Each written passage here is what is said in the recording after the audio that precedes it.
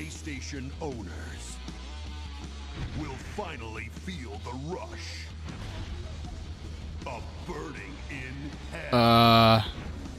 I didn't really think this is what an Undertale port... Yeah, it's Undertale. Oh no. Does it have voice acting now? It better not have voice acting.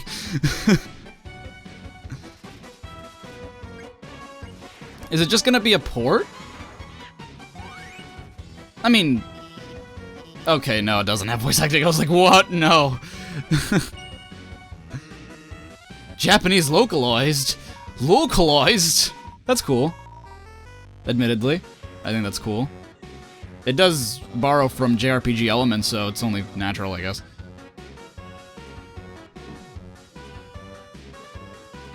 There has to be something new, right? Like, it's just a port, so I guess not really much can be expected, but what the shit?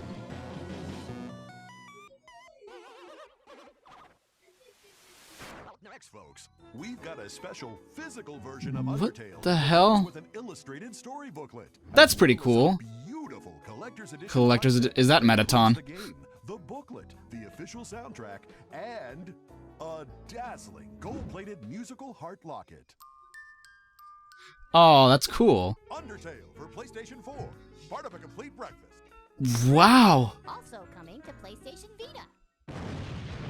Okay, that's cool. What?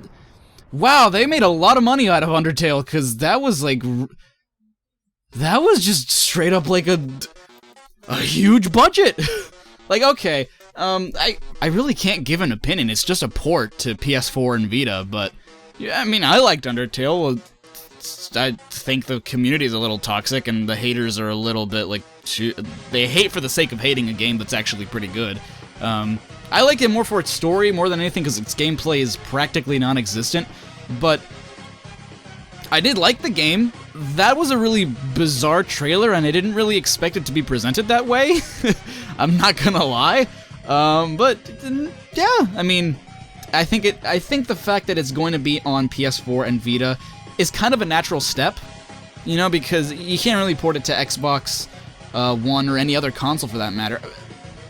Does the Switch have touchscreen? Because I mean, I guess technically it could be on the Switch if it had touchscreen. But because of like the Vita is a touch, you know, handheld, and the PS4 controller has like a touchpad, like it makes sense that it would work that way.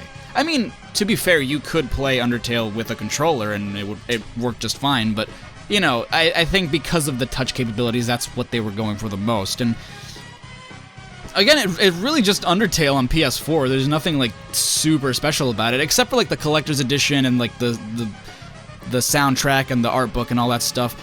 But and I mean, I think that's I think a little bit more impressive and more important than the port itself. Like the fact that there's going to be a collector's edition, I think is a pretty cool idea because, you know, an art book, the soundtrack, which is great, the locket, which plays his theme.